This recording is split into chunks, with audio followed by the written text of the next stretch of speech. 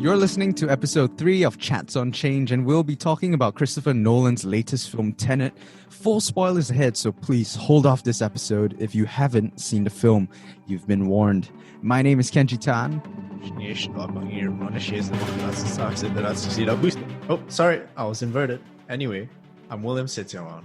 We're two buddies who started this podcast to start a conversation on bringing about change, both as individuals and together as a community.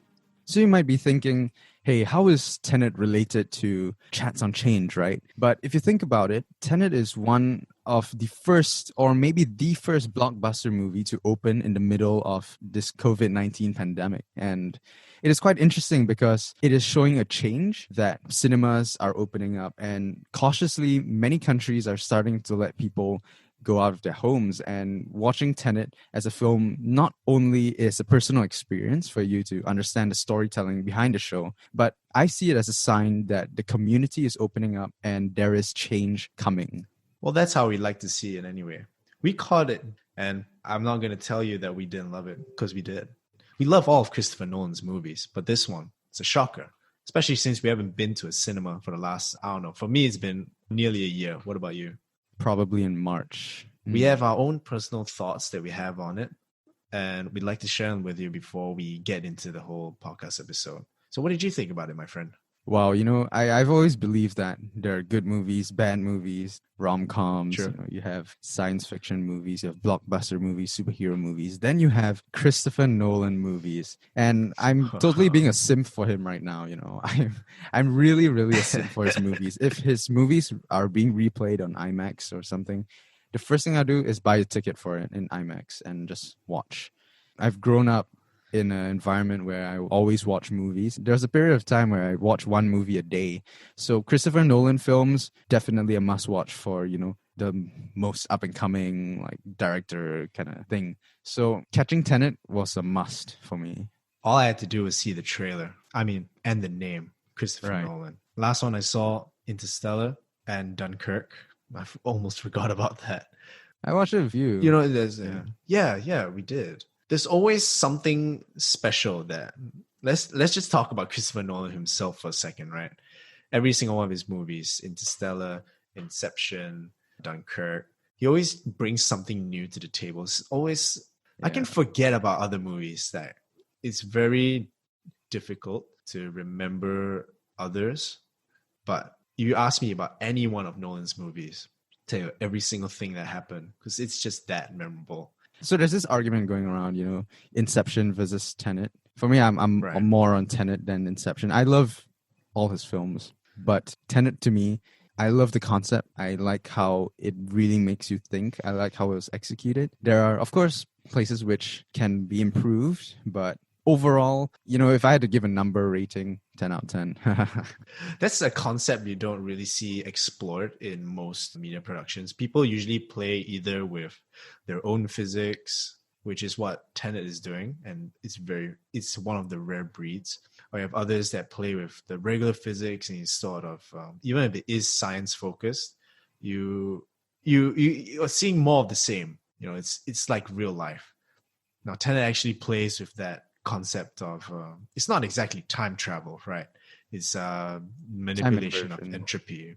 Time inversion, talking about reversing the natural order of things. The direction of time moving forward is related to entropy. So if you reverse that, then you're like going back in time. He really takes this concept and rolls with it, and that's what I absolutely love about that movie. Everything he did followed his own rules. There was never you never felt like, hey, how come this just so coincidentally can happen? How come suddenly he's got this power or that power? Which is, I'm not throwing shade anywhere, but some things that's, there's some movies coming out now where they do that. I've always believed in Christopher Nolan's films because, one way is the story writing, the storytelling of his films are always unique. There's always some aspect to crack your brains, right? But it's also how he tries to put in realism in it. He gets, if you know who Kip Thorne is. Oh, yeah. He's a scientist. He's a scientist, physicist. who Yeah. advises his films like since Interstellar. Oh, Yeah. So they created real formulas from that movie. And in Tenet, he was like a kind of an advisor of sorts because you're dealing with, reverse entropy and physics.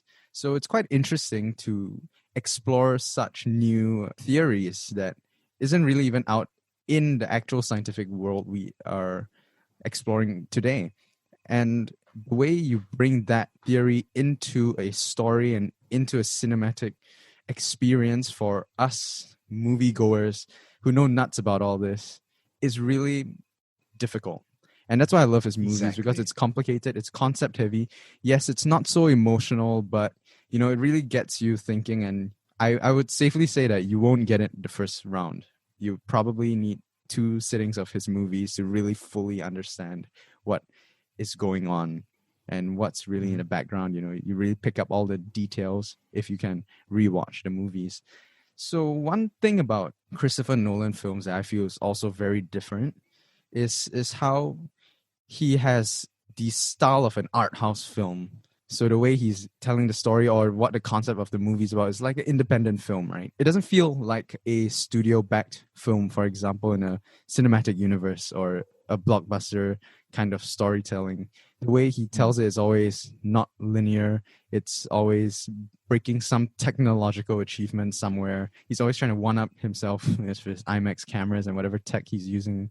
So that's what I feel really brings his movies to another level, and why I simp for him so hard is how you make such an experimental product and you make it big. And that's what I feel Tenet really was to me. You start to appreciate Yeah. it the more deep you think about it. I think that's quite exactly right. He really did take a leap of faith. For anybody who hasn't already realized this, but time inversion isn't real. Some would say sad. According to the movie, it's not something you want to have in real life anyway.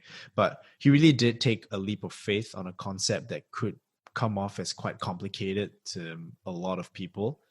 But he really presents it in a way that's not only digestible, to use that word, but perhaps it makes people like the two of us, right? It makes us so excited to talk about a movie like this. And imagine what that could do. It just brings that, if we're talking about education for a second, it brings that scientific curiosity that people are thinking like, time inversion may not be real, but what if it was? And then that excitement really it would definitely make conversations more interesting. Kind of like the one we're having right now. That's my view on it. Right. Absolutely. To not make this podcast episode feel so biased, for the sake of argument, let's move on to something else. And I want to ask you this question. We're real sims for Christopher Nolan, duh. But what do you think could have been improved in the movie? What do you think the movie didn't do so well in as compared to previous Nolan films? Okay, Dunkirk's a historical piece. We can't exactly look at it. Inception, if you close maybe one eye, you could. But let's talk about let's stay within these few examples. I don't want to jump into like Memento or the Batman films. Let's talk about that one movie you bring up, Interstellar. So with Interstellar, most of it is actually based on, like you said, with that Kip Thorne, that physicist. So if they were making real formulas, they're really tackling it. And most of what goes on in Interstellar, I can actually see happening in real life.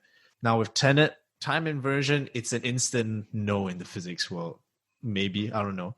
But for now, it's maybe if I had to find something to talk about, he kind of hand waves the whole time inversion aspect of it away. You just have to accept that it happens and it can happen, and then he uses it as a plot point. Maybe the other thing is it's too loud. Well, we all know what happened with Shaw Theaters, the next branch. Well, not confirmed. Won't say anything, but I hear a lot of people saying it's too loud. Like the sound mixing, I heard from a few people, it's like quite hard to distinguish the voices sometimes. I mean, I was reading up about that. It's the way they shot the film, because IMAX cameras are very loud. So the dialogue scenes are filmed in, if I'm not wrong, 60 millimeter film. And it's also quite hard to capture audio. I've always taken that criticism of the too loud or whatever as to say like, or maybe I'm pretty sure Nolan intended it, because it's either that or he makes it average or even soft, then people doze off and they fall asleep. I mean, that's not something you want happening in a movie anyway, but I like to take it as a part of what makes Tenet for Christopher Nolan, if that makes sense. I was having this debate with my dad a few days ago. More of an Inception fan. I'm more of a Tenet fan. We both love both films. It's just if we had to choose between them, which would we go for? So for me, I prefer Tenet because it's more mind-bending, mind-blowing, and there's so many layers to it, and that's what I like. I like the complex story. Whereas in Inception, my dad was telling me that the main character has more emotional weight and motivation. For example, like in Inception, the main character, Cobb, has the emotional drive to, accomplish his mission because of his family. Whereas in Tenet, the protagonist is doing this mission because it's his job. But we don't really get to see much of his character. I feel like the most emotional characters in Tenet is probably Kat and Andre. So, yeah, I guess some people rip on Tenet because of the lack of emotion in the movie, but I feel that that's quite a Christopher Nolan thing. He goes more for the thinking. He thinks more towards the logic more than the emotions. But that's kind of what I like about the show. It's not that emotional. Because if I wanted to watch an emotional film, I would go and watch more dramas and stuff. Whereas for Tenet, it's really a standout film in terms of the complex story he's trying to portray. I guess if something could improve, other than sound mixing, I'd say maybe if they spend a bit more time on building an emotional depth or motivation for the characters in the film to give us more investment in. I won't lie, I like your points. I never really thought about the emotional aspect of it. For me, it came off as a movie to enjoy. I enjoyed it for what it was. I can see where that's coming from with the emotional aspect of it, maybe being missing or lack of in Tenet, other than the Cat and Andre scenes. That's the kind of emotion you don't want to see in real life anywhere for the abuse. There are movies that are tailored towards delivering emotionality. There are movies that are built for delivering an experience unlike your daily life. I always took it as putting Tenet in that second group. If, let's say, more people felt that way, right? With the whether or not movies have a lot of emotionality in them, I wonder how it will impact other movies in future. I mean, we've seen how Tenet's done so far. They've broke even, definitely. I just hope they can make a big profit out of it. Yeah, I do hope so. And I think, we both enjoy it. We both very much enjoyed Tenet.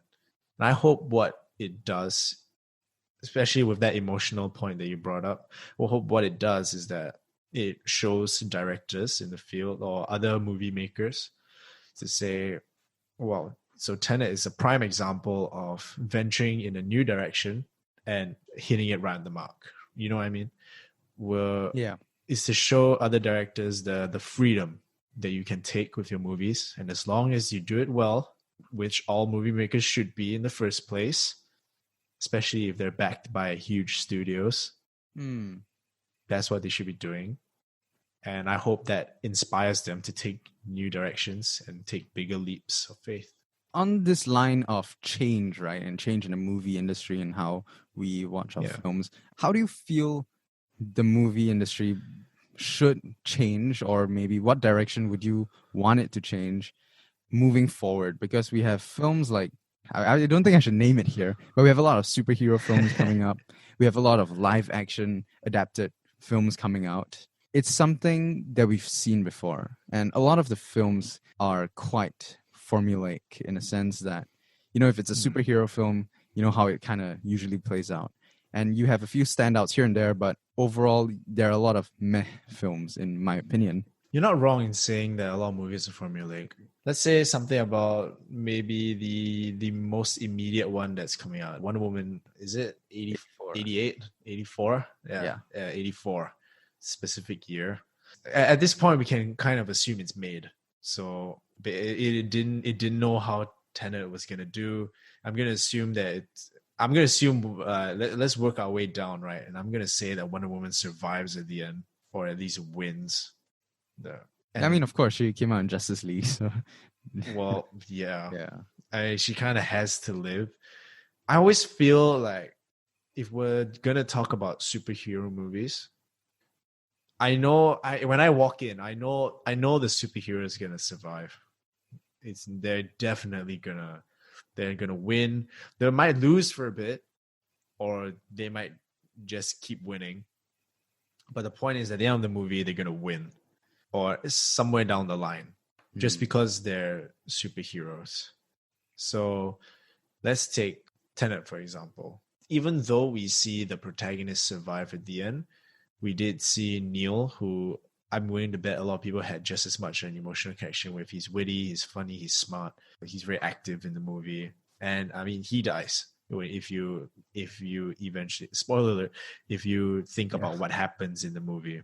And it's not to say that there aren't other superhero movies or blockbuster movies in general, where the big person dies. So let's just take that as one example. I hope what it means in future is that these kinds of studios take more, I mean, not alongside what I was talking about with taking new directions in movie production with regards to how they can present it or how they can write it. So in this case, with how they can write it, I hope it gives them more, I hope they get more courageous in terms of how they treat their main characters. So they don't always have to win at the end, or they don't always have to have a happy ending in that sense. Completely happy ending. It could be bittersweet, like how Tenet ended. Right. On the topic of blockbuster films and superhero films, I believe that, if you think about the past 20 years, for example, coming from 2000s, you see so many superhero flicks coming up with the MCU, the DCEU, an average of 2 to 4 superhero movies a year. And, there's always that formula, like you're saying, the hero always wins. Maybe one or two main characters will have a plot twist or a plot point or character arc changes. But more or less, the superhero experience is kind of the same. And people go back because they like the characters, because they enjoy the experience, and all that. But I feel we should have more variety. Like Christopher Nolan is one great guy and, my favorite director. But there are other directors like him as well. Maybe they're not studio backed yet. Maybe they're not as prominent as him yet. But I hope that, with more experimental films, with more creative freedom and, trying to move out of the formula that we're already so used to, I guess a change of environment would do moviegoers good as well, instead of playing it safe or going back and watching the same type of films. I mean, in the end, ultimately, everyone's entitled to their own opinion, and you like what you like. That's great. That's great. Just, cinema is amazing. It's just, from where I'm sitting, I would like to explore more. There was never any rules to begin with regarding movie making. True. I just hope the movie world remembers that. Go one full circle and, using a temporal pincer movement, right? Let's go back to the beginning. So, Chats on Change, Tenet, what's the link, right? How do we approach the new normal similar to Tenet possibly changing up the movie scene? How does this signal change? Maybe movie producers and directors taking new directions, expanding their scope, hoping that the movie world changes. So as of now, it's September. It's been 9 months since the pandemic really started to kick off. And we're approaching sort of a stagnation. Well, in Singapore, I can't go out without seeing one person not wearing a mask. And everybody's doing safe entry. Everybody's doing the contact tracing, and everyone's social distancing. In terms of that, we're sort of approaching, we're already not really approaching, we're in a stage where we're starting to accept our current lifestyles as the current lifestyle instead of the temporary one.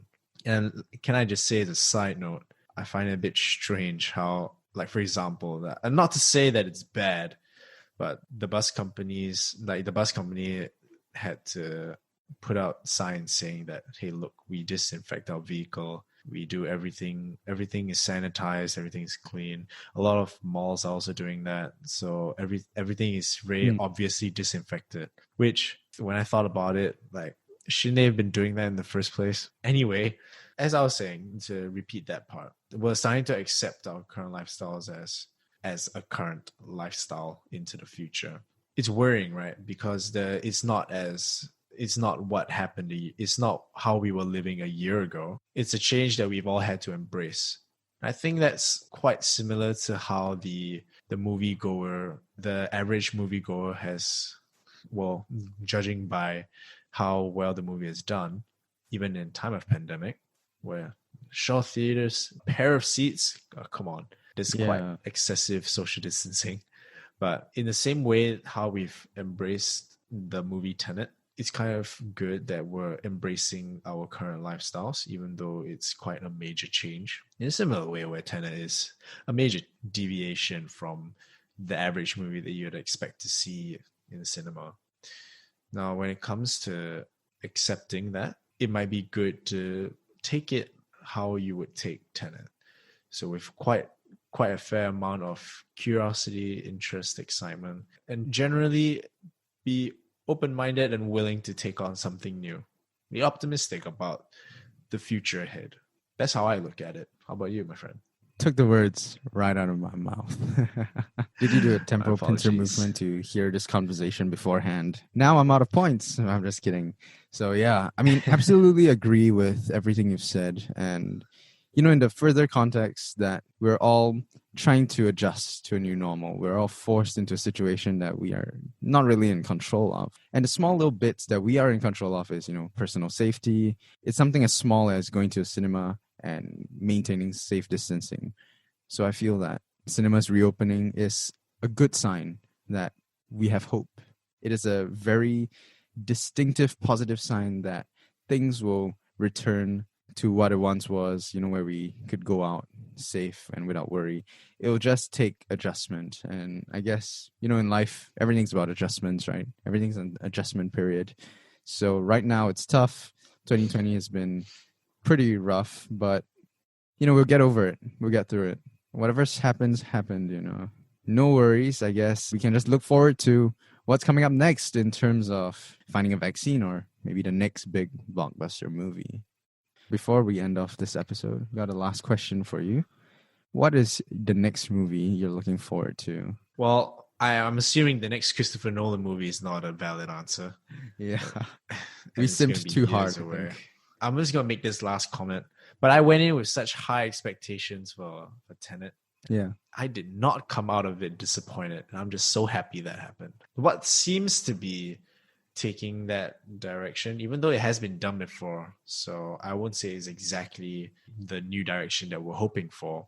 I mentioned it earlier, and I'm still gonna say that I'm looking forward to watching it. It's gonna be Wonder Woman, that new movie.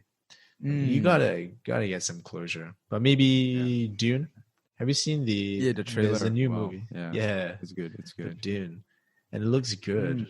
I've never watched the first movie. Apparently there is a first movie and there's a book, and I have taken neither of those, but the trailer does look good.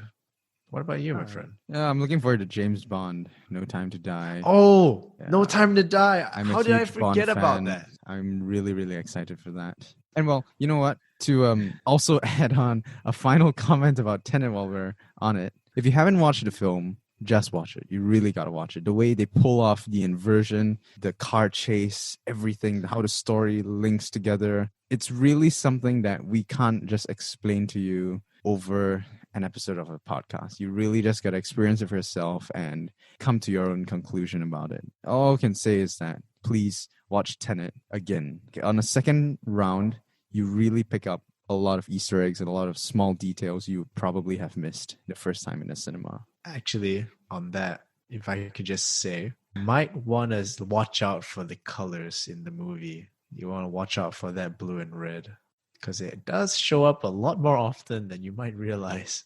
With that in mind, thank you so much for listening to this episode of Chats on Change. I hope you've enjoyed it. And if you want to find out more about Tenet, of course, please read up more. There's a lot of behind the scenes fun facts and trivia out there. And if you want to know more about Chats on Change, you can always follow us on Instagram. We have a YouTube channel. We also have Spotify, which you can listen to on the go.